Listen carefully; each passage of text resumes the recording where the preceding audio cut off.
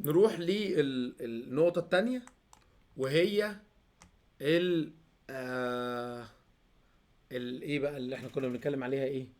الفاميلي بتاعة الباشمهندس كان بيقول ده امتى بيشتغل وده امتى بيشتغل وده امتى بيشتغل، صح كده؟ مظبوط.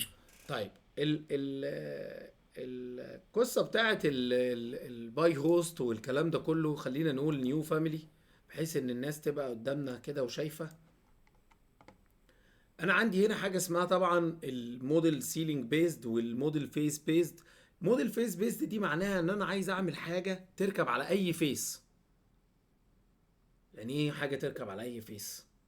يعني لو انا قلت سيلينج بيزد، يبقى الحاجه دي هتركب على مين بس يا هندسه؟ على السيلينج بس. بس. وما ينفعش كمان تنزل في الهواء. يعني ما ينفعش تجيبها كده، كل ما تجيبها كده وعايز تنزلها يقول لك فين السيلينج. البرنامج الريفت يقول لك فين السيلينج. اه. انت مختار ان دي لازم تكون سيلينج بيزد. فلو لو هو ما لقاش سيلينج عمره ما هيرسمها لك. فتقول البرنامج غبي؟ لا، هو مش زي الماكس ممكن تجيب حاجه وتسيبها ترميها في الهواء. هو انت الفاميلي دي فاميلي اضاءه لازم تنزل فين؟ في سيلينج.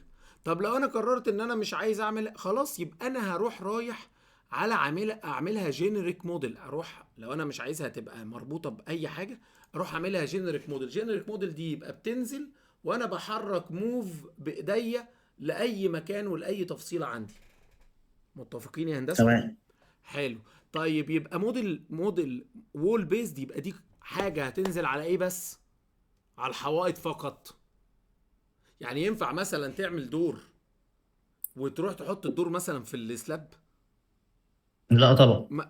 خلاص، يبقى انت رايح تعمل دور، يبقى انا لازم اروح للموديل وول بيزد. بس ثانيه واحده دلوقتي يا هندسه. دلوقتي افرض انا عايز احط باب في الهواء من غير الحيطه. انا طبعا ما اعرفش الحاجات دي بنشوفها فين في المشاريع، بس في مره حد يعني قال لي طب خلاص اعمل جنريك موديل يا هندسه، يعني ما توجعش دماغنا. تمام. خلاص. امم. فانت عندك حاجه تانية اسمها موديل 2 ليفل بيزد. 2 ليفل بيزد دي هتديك بارامتر ما بين لما بتخش ترسم عمود يقول لك ايه؟ فين البيز ليفل وفين التوب ليفل. يبقى لو انت عندك حاجه لازم تكون ليها 2 ليفل، يبقى لازم تروح تعملها بالفكر بتاع ال 2 ليفل. معايا يا هندسه؟ امم.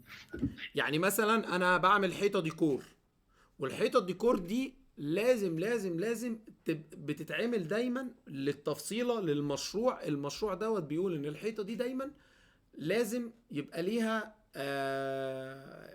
ليها بيز ليفل وتوب ليفل. طب ما انت كل الحوائط عندك ليها بيز ليفل وتوب ليفل. لا يا هندسه، بس دي حيطه هيكون فيها شغل، فانا رحت رايح عامل حاجه اسمها جينيريك موديل 2 ليفل بيزد. تمام. ورحت حاططها عندي كشكل مشربيه كايا كان، كليها تفريغه معينه كتفصيله علشان اخدها اوزعها على على ايه؟ على كل الواجهات بتاعتي. تمام. تمام. طيب. بس هتنزل جينيريك موديل مش هتنزل وول. متفق معايا؟ عشان احنا قايلين تمام. جينيريك موديل. طيب. برضو نفس الكلام روف بيزد، نفس الكلام باترن بيزد، نفس الكلام موديل لاين بيزد. طب ايه موديل لاين بيزد دي؟ موديل لاين بيزد دي انا عايز حاجة تكون لما بنزل او برسمها بتتحرك معايا از لاين. يعني ايه؟ يعني مثلا انا عايز اوزع حاجة في البلان عندي.